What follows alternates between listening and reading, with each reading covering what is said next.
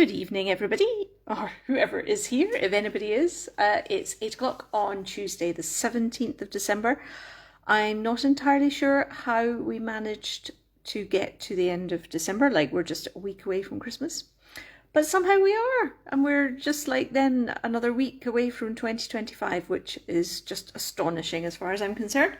Anyway, I'm very much looking forward to this evening and just having a chance to chat because I've not really spoken to anybody today.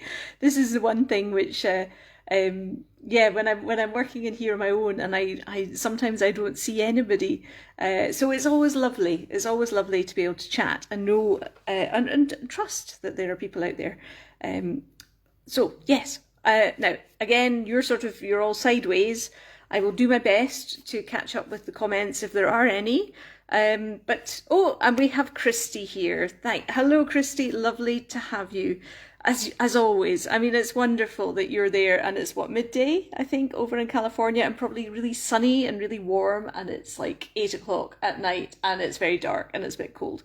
So it's great that you can bring a little bit of Californian sunshine to us. So thank you for that. Right, this evening, I gave you a bit of a heads up. Oh, Sue is here as well. Hello, Sue. Do you know, you're from Kent, and Sue I met back, gosh, when was it? 2015? It must be over 10 years, or coming up on 10 years now, on a National Trust holiday, working holiday. Sue was the leader. And we just had a great laugh for the week. It was wonderful in Wales, no, not in Wales, down south. Just such a great time. So lovely to have you here. And it's great that we've kept in touch all these years. Becky is here as well. And Alison is here. My goodness, what are you all doing on the call? Why aren't you off out doing fun things, Christmas things? And I've still got lots of last minute presents to buy, and I haven't written any Christmas cards yet. But it's all good. It's all fine. It'll all be perfect. Anyway, enough blether. How cute is this? Right, so at the same time as I got my little Merry Christmas signs, I found these as well. And it's a resin sort of festive American mailbox, which I think is such a fabulous idea. It really is such a fabulous idea. And we should really have them over here, but we don't really have long enough drives. Like our front door backs on or fronts on to the main street. So yeah, we wouldn't have any room for this, unfortunately. However, the mice will enjoy this. And Alison, thank you for saying that this is a fun thing. I'm glad you enjoy it as well.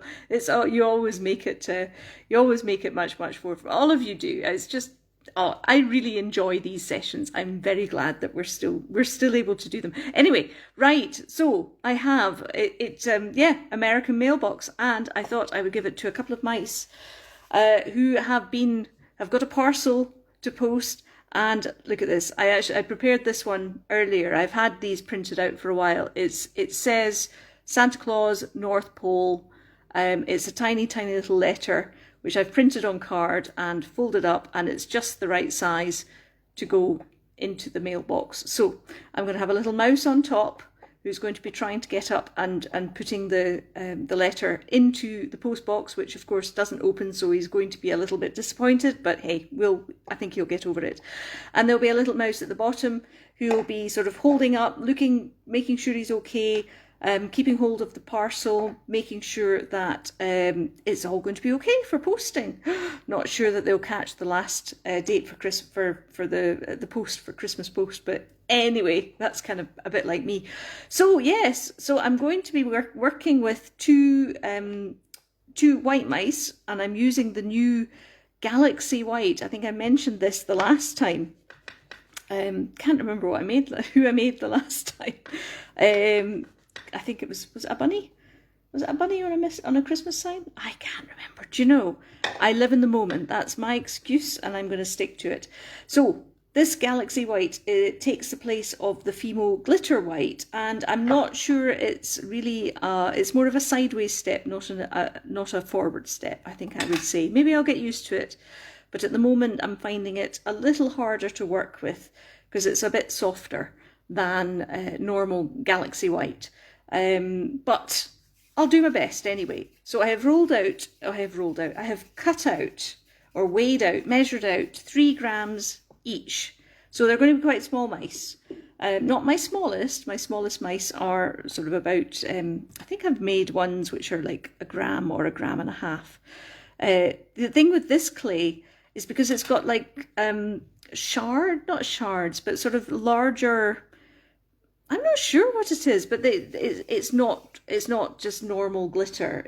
Some of it looks a bit more like a shard of something, which is nice. You know, it sort of creates a nice glitter, but it's not. Anyway, it is what it is. They don't make glitter glitter white anymore, so I just have to get on with it. I just have to like it, enjoy it, embrace the change, be the change, and all that. So it's funny, I mean, over the years, because I mean, how long? Well, it's been 15 years with Quernus, but polymer clay has been around for nearly 60, something like that, I think. I mean, it's been a long, long time. When I first came across it, just getting a wet wipe here, I first played with it back in, gosh, I don't know, sometime in the 90s anyway, so it's been coming up on 30 years since I've been working with it. And it's interesting to see the evolution that it has gone through and all the different kinds that you can get now. I just think it's fabulous stuff, as you know. Oh, and I can see, yes, it's not flob, actually. These, I'm not sure what it is, whether it's mica effect or, I don't know, it's really odd.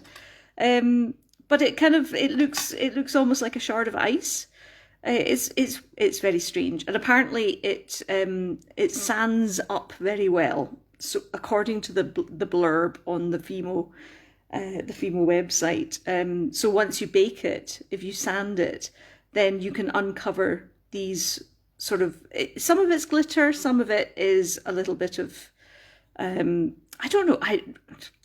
I'll find out. I'll have the answer for you in 2025, because that'll be the next time that I'm doing a Brew of Blether. This will be my last one of the year. Although I'm sure that there'll be some special Christmas creatures coming out to celebrate Christmas itself. Although that is only a week away, which is just like, what? No. I want 2024 back, please. Thank you very much. It's just gone on for too long, or it's gone by too quickly, far too quickly. Right, this is the little mouse that's going to be standing at the bottom. So let's just see where he's going to be. Yeah, so he kind of has to have one leg on the base itself, peering up. Now that's a big parcel for him, actually. I may have to give him a slightly smaller parcel. So I need to make sure that he's looking up, which means kind of gently easing back his face. You see how he's much more sort of looking upwards rather than straight ahead. Excellent. He'll get a crick in his neck, but I'm sure he'll manage. He'll be wanting to keep an eye on his pal once his pal gets up there. Right, and because this is quite warm clay, I shall let him rest for a little bit once I've put where the eyes are going to go. So just a little dot, and already he's starting to come to life. The mice are wonderful, they really are. Right, a little dab of, I do like putting at least the where the eye sockets are going to be, and a nose, and that really does sort of get things going. Oh, I'm just having a look at Alison. You're saying, just had a situation. I dropped my wee bag of dairy milk buttons everywhere. Oh dear, goodness me. Yes, you'll have to go and scrabble and get them all back. There's another Alison, actually, but across the pond. She really likes the white chocolate buttons. But I'm quite partial to the milk chocolate ones, I must say. Although Galaxy or dairy milk, discuss. That's a big question. I think I prefer Galaxy for eating chocolate just normally, but dairy milk, I'm kind of still a bit, I think I'm quite loyal to it, I suppose. But if I had my choice, really, I would be having something like Montezuma, or one of the handmade chocolates, which are just fabulous. Right, just giving him a little buff. And then you see how he's going to stand quite nicely up there. Oh, and that is a bit of flob, which is just annoying me there. Actually, I think it is still glitter, but it looks like flob, so I'll just get rid of that. That's fine. Right, so he's going to just rest for a bit. Actually, I'll put him on his tummy, and then he won't get, his back won't get marked. And this is going to be the adventurous mouse who's going to be climbing up the side and trying to put the letter to Santa into the actual postbox door. Is it a door? Is it a flap? I don't know. Could one of our American colleagues please tell us what the door to a mailbox is called? It probably is a door, actually. It doesn't have to be any more complicated than that, despite my best efforts to the contrary. Oh, goodness me. Right. You see, this is what happens. I don't speak to people all day, and then you just get the blah, blah, blah, blah. You totally get the blethers. Oh, gosh. Right, yes. So, Alison, you're with me. Galaxy and bars, dairy milk for buttons. Yeah, I think you're right. I think that there's a place in the world for both. I think that would be fair to say. But I was just thinking I saw somebody was talking about the celebrations, you know, these tubs of chocolates that you get. And they have Milky Ways in them. But it's not Milky Ways as I grew up with back in the 80s. Milky Ways were lovely, and they changed them into flight bars, and then the flight bars are no more, and Milky Ways are something else entirely different now. And I really like the original Milky Ways because they were much more chocolatey.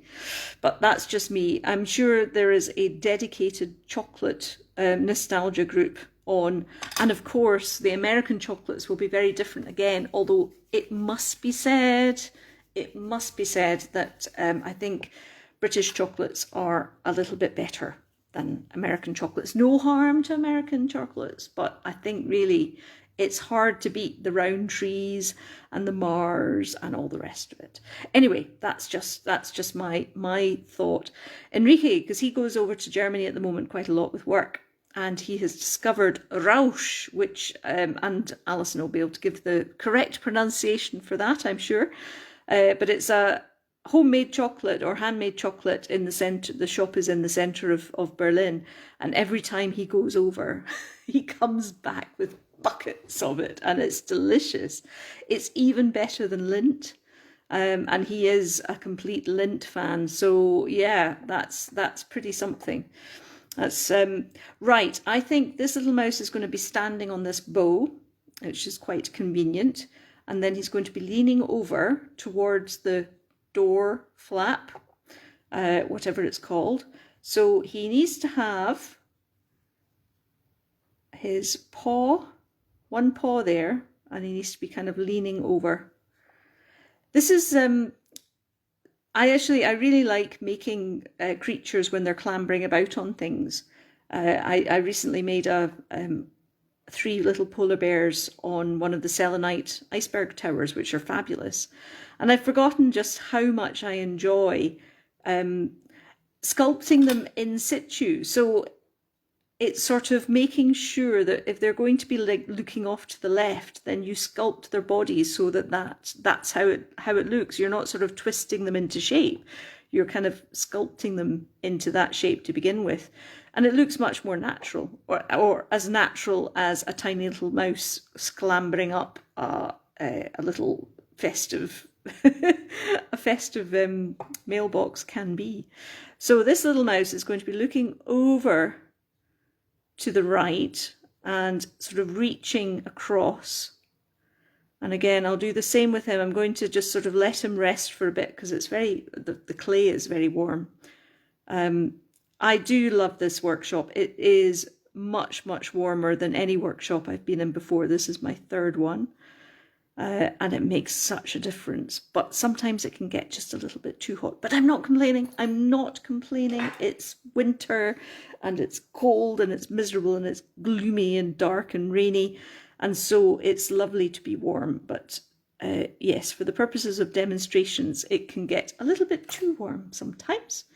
Right, I'm going to rifle through. Gosh, we've got lots of comments here as well. So Alison, yes, you had a tub of celebrations at Halloween and quality street chocolates.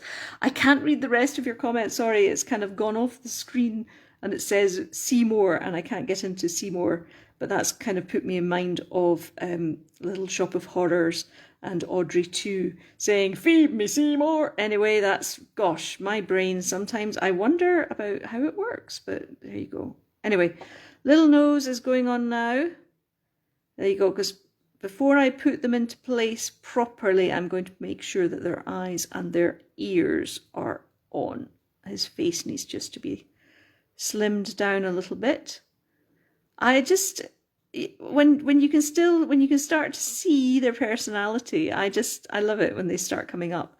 So you see how he's going to stand there and he's going to bend over the top and his little paw is going to be out and holding the letter. Right. So this chap has cooled down a little bit. Right, I'm going to get their eyes. It's time for the eye box. It's time for the eye box. Now, this is where we have, these are 2mm beads, but I really have to choose the very, very smallest ones. So, and there aren't that many really, really tiny ones in the 2mm eye box. So I'm going to duck down. I need to be like 3 inches. My nose needs to be 3 inches away from this. So sorry if my head gets in the way as well. But now I'm just trying to find the smallest. Oh, goodness me, sorry. I'm going to find the smallest beads here, which are probably closer to 1mm, probably 1.5 in diameter. That's pretty good. Because if they're too big, they just look odd. They've got to be the right size of eye. And for 3 grams, actually that's going to be too small. Oh, after saying all that. So it's amazing the diversity of size. I mean, you might think that they all look the same size, but they're not. And it's only when you get right up close that you realise just what the difference is. So this could be, right, that's no, that's going to be too big. And right, that's going to be the right size.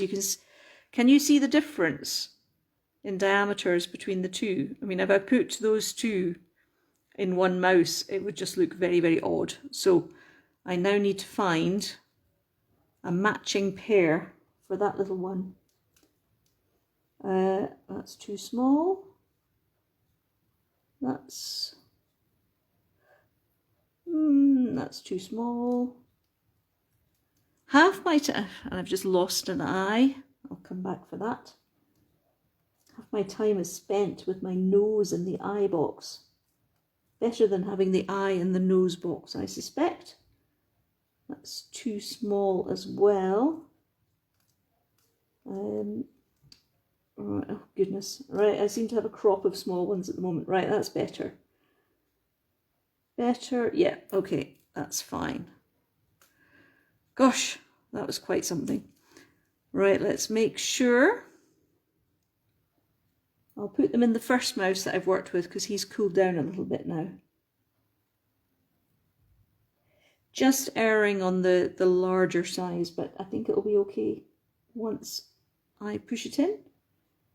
And the other thing is as well, working with this clay, because it's softer than the glitter clay,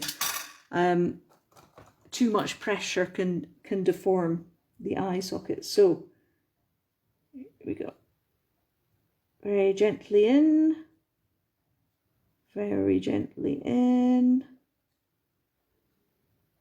And there you go. And look, yeah, they're just pushing them in a little bit more makes them the right size. So there we go.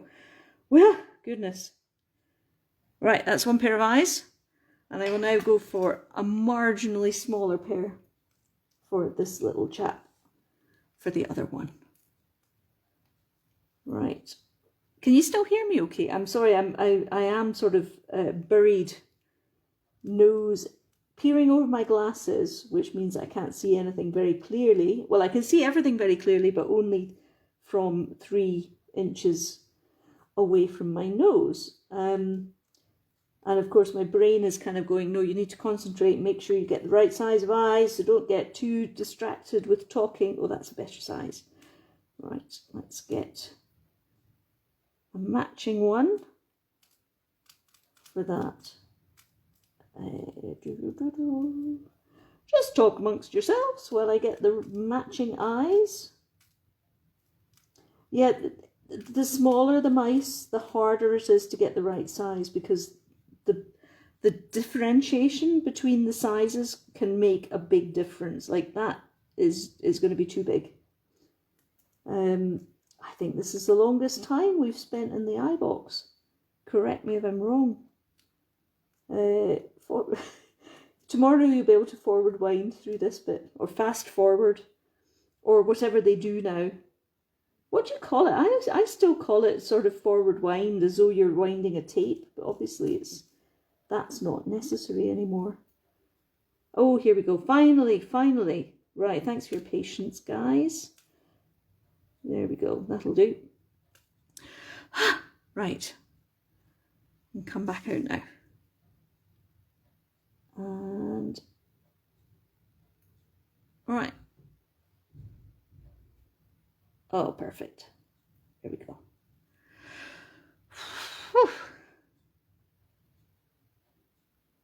Right, concentrating there. Sorry, radio silence. I think it's Radio 4 in the UK. If they're silent for too long, then they have to sort of go on to an emergency broadcast just to make sure people don't think that it's been taken over by aliens or anything like that. Right, eye box is now safely with lid again. And again, just very gently, or as gently as I can without deforming the heads, putting the eyes in. Excellent. Oh, he looks a bit pensive. I like that. They have such amazing expressions. I mean, I don't know how they do it, but they're just, I love them. I'm in love with them. I really am. And it's a privilege. I was just saying this to somebody today, by email, how much of a privilege it is to be able to share the love of them with you. So thank you. Thank you for that. Right, there's some clay that I have rolled out, and actually I'm going to do this double thickness on a 3. I have discovered, so that's thinner, that's a 3 setting, but I'm now going to cut it in half, double it up, and that makes it just about the right size to use with this medium size cutter for the ears. Because they're that much thicker, it means that they will squish out that much wider. Yeah, it's an odd size actually to do it. Again, this is something which I've been sort of thinking about too. I mean, the wee creatures generally are getting smaller.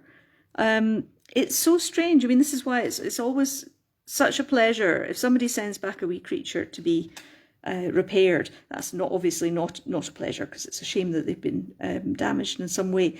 But I can fix most of them. There haven't been many, if any, actually, that I have been stumped by. I think one that was chewed by a dog was beyond repair, but for ears, paws, tails, usually not an issue at all. I can repair them pretty well.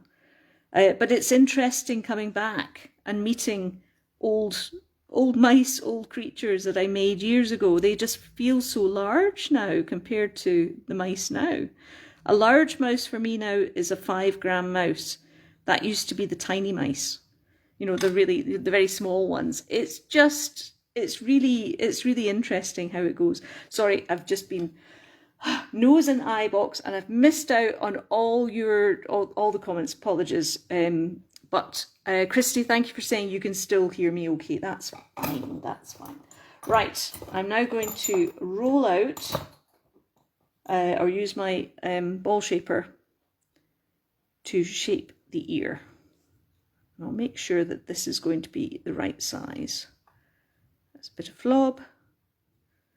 Somebody wrote to me actually the other day and said, oh, I really like what you do. Which clay do you use? And I said, well, it's mostly female professional, but sometimes effect and sometimes Sculpey. And she said, oh, yes, well, you know, I find it really hard with, flob. She's just said dirt and dust and things, but flob, basically. And it was like, it doesn't really matter what kind of clay you use, you will be plagued by it. It's just, because it's sticky, it's a magnet for all things flobby. So, right. So you can see what I'm doing, can't you? You don't really need me to say. But in the interest of filling the gap and not triggering the Radio 4 emergency broadcast, I shall carry on speaking.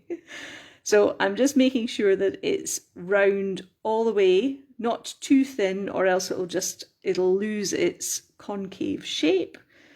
And that should be enough. Right. Now, clay shaper. Just a little divot in there, and then I can pinch the ear into an ear shape. And it's all fingertip stuff when you're at this scale, and when the clay is as soft as it is. One thing I have done on occasion is have taken normal clay, so like female professional, just matte clay. So for example, that's fox clay. There are foxes coming. And I've added glitter to it. And that works, actually. It works up to a point. It's not ideal, but it's a good way of getting a sparkly finish from a self-coloured, a matte clay. And a clay which is harder to use. When I say that, it's firmer. So it's easier to use because it is firmer. It's not hard. You know what I mean? Anyway, blah. But then you can still get a bit of a glittery effect. It's not as perfect as the glitter effect, which is, you know, from the clays, which are meant to be made like that. Blah. So, right, we now have four little ears, and now I am going to turn them over and snick off the edge at a 45-degree angle. I'm sure I've done this before, have I? I have made mouse ears, or shown you how to use them, how to make mouse ears, because the idea is to give them enough of a take off just enough that I actually have a little semicircle at the bottom, because it'll splay out a little bit as I apply it to the side of the head. And because it's at 45 degrees, that means it will, because the head is at 45 degrees, I mean, it's not a flat surface. Oh, bit of flob. So it's got to be at the right angle so that it sits naturally. Excuse me. Right. And now I shall put on some of the extender medium, just to make sure that it's a good join. It's amazing stuff, this. I haven't tried the replacement. They don't sell this anymore apparently, but I've got tons left. Well, a lot left. But there is, I think Kato have done something which is supposed to be just for polymer clay, but the same sort of idea. We shall see how it works. Right, back to mouse number 1, who needs his ears. So let's put on one there. And I'm not quite sure how what's the, I don't know is there a rule for placing mouse ears? They need to look natural, I suppose, that's my guiding principle. So although I'm placing them at the side of the head, I am first and foremost looking to see how they look next to each other, and making sure that they're more or less in the right position before I stick them down, which is done very carefully just by blending the clay, and it doesn't need much blending because it's got the extender medium and it's very soft. So I need to be careful that it doesn't deform the eye socket as well, or the side of the head. It really is fingertip stuff. And there we go. Right, so we have ears on one. Excellent, excellent. Right, I'll put, oh, he's going on his tummy. Right, next one. So I'm just going to shape the head, push in the sides just ever so slightly again, so it's got that angle to match the angle of the ears. And then that's the semicircle which I cut by cutting off the tip. That's when it can sort of splay out and form more of a natural join to the side of the head. Who'd have thought that mouse ears were so complicated, but apparently they are. Right, and same again on this side. And up. There you go. Oh, I was singing in a carol service on last Wednesday. Gosh, has it been nearly a week ago already? Lovely service, but oh my word, it was perishing. And we were in concert black, so it was just like a shirt and trousers. No jacket, no scarf. We were freezing. Absolutely freezing. We just about thawed out by the time we got home, but the music was good, so that was all it was about. That was the most important thing. Right. So again, just making sure that the ears are in the right position, and that's looking pretty good. Right. Now the fun part. Oh, actually, I better knock out some of the, or cut out some of the paws as well. Right, and I'm using my little mini Kemper cutters, which are just fabulous. I may need slightly more than a single circle for the paw, the front paws, because they're going to be holding things and pointing at things. And also, actually, we just need, I'll do a larger one for the tail, which I will cut, I will trim to length. But this should be big enough for the actual feet. And my phone keeps telling me it's a slow connection, so I'm hoping it's okay, but it does mean that I don't think I'm up to date with the comments. But I can see Alison sympathising with having to sit in the cold, so thank you for that. Yes, it was parky. And that was last Wednesday, and I was singing in the same church on Sunday morning, and my goodness, I looked like a snowman. I had learnt my lesson, but I've been singing in that church. It's Holy Name, next to the universities in town, in Manchester. Beautiful, beautiful church. I mean, just absolutely gorgeous church, and beautiful to sing in because the acoustics are just phenomenal. But it can be a bit cold. And actually, they because it was quite windy on Sunday, the fire alarm kept going off because apparently the dust was swirling so much, it was actually triggering the fire alarm. So that was a little bit disruptive. Thankfully, it happened just before the service started as opposed to during, which it has happened before. I have been singing there now for, it must be about 10 years anyway.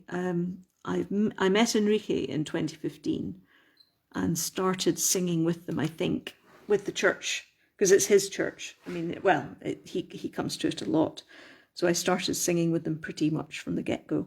Anyway, I am now putting my signature on the paw before it gets attached, because otherwise it's just better to attach it before.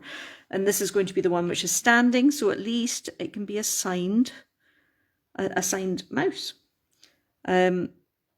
and on the basis that he will be touching the ground, or one paw will be touching the ground, so it'll be visible, and it'll be that one, because his other paw is going to be standing up on the plinth. Right, let's get this in place now. Right, so that's the one with the signature on it. And this one is going to be the one that he's standing on the plinth. Right, so you see how it's raised, and this will be pushed back a bit. Right. And then it's a bit trial and error to see the best position for him, which is going to be the most secure, because I want him to be as attached. Oh. Whew, that was lucky. Just caught it, just it landed on top, but didn't squish him. Yes, so I want to have, ideally I would have him attached to, you know, like holding on to the, I think it's like holly wreaths or something, which is sort of going up the side of it. So he would be standing on one side, foot on the floor, one paw there, and his body just pressed in and then looking up. Because that means then he's got more contact with the base, do you see? So I can glue him in place there. But whilst he's still got his signed paw is on the floor. I haven't even checked the time. What's that? 20 to 9? Sorry, guys. Because I really want to get the wee mouse posting his letter. I can at least put them, you know, make sure that they're in the right position and that before I glue them in place. But yeah, that's a pretty good position for him.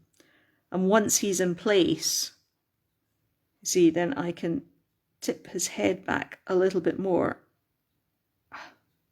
because he's going to be trying to look up and look after his wee pal that's up there doing his best to post the letter. Right. So that's probably can't see that very well, but I'll just leave him. I haven't glued him in place yet. But let's get this wee mouse onto the top bit. Right, now no part of his paw will be visible, so I can he won't be signed as such. Let's put a little bit of this extender medium on the paw, and now if one paw is there, one is going to be sort of hanging about in thin air, really. And it's not flob, it's just like a large bit of glitter, if that makes sense. I'll need to find out what exactly it's made out of, whether it's mica or something like that. It's the same stuff that the gemstone clay, which I'm using for the jumpers for the winter mice. It's that same sort of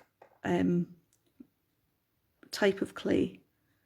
Right, so his paw is going to be just balancing on the edge of that.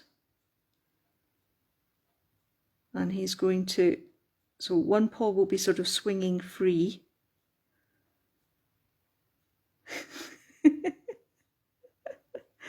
He's going to be tiptoeing. I will reshape that paw, make sure that it's properly, yeah, it's squished a little bit, but that's okay. So this paw is going to be sort of like dangling while he kind of tries to get purchase on it. And then I need to give him his letter. So his other paw will be holding on to the wreath here. Yeah, let's just take him off and reshape this paw, because that got a little bit too deformed. That's because it's so soft. So I kind of want it to be just just standing on top of it. That's better. That's better. You see? So he's got a good foothold there.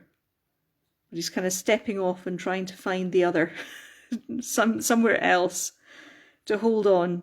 The white looks so good against this red, I have to say. It really does. And now, this is where I will probably have to give him a slightly bigger paw. And this is why I cut an extra circle so that I could trim a tiny bit and give him a slightly bigger paw. And I'll do the same with this one as well. Just to keep it the same size of paw. But he needs to be resting the letter to Santa needs to be sort of over the top as always trying to put it in, if you see what I mean. So I will probably glue that letter to the top, but the mouse will be holding it, so it will look like he is holding, you know, he's actually got the letter in his paw. So it'll be like this. I will finish it off because I am conscious it's like nearly 9:15 now.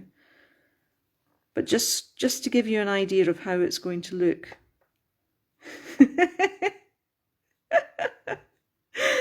sorry, but how cute is that? How cute. So yes, so although it looks as though he's just trying to put the envelope inside the box, it will be glued to the top, so it's not going to come out. The mouse is going to be glued to the top. He's going to be holding on as well. This little mouse is going to be holding on. I'm not sure about the parcel. I think that could just look a bit awkward. I could actually put a third mouse clambering up on this side, and that would give it a really nice. Let me put my hand there. That would give it a really nice sort of what's the word? Composition. That's the posh word. It's composition. So he would be holding on, and this other little mouse could be sort of clambering up, you know, standing one paw there, one, you know, holding onto the ivy wreath coming round, and then this one has made it to the top to clamber up and post his letter to Santa. Yeah, I think that's going to happen, but it'll happen in the morning. So I will have pictures once he's finished, once all three of them are finished, because yeah, I have to make a third one now, really. But that gives you a good idea of the actual composition is the word. I'm now going to only say composition forevermore. But thank you so much for joining me. It's been wonderful.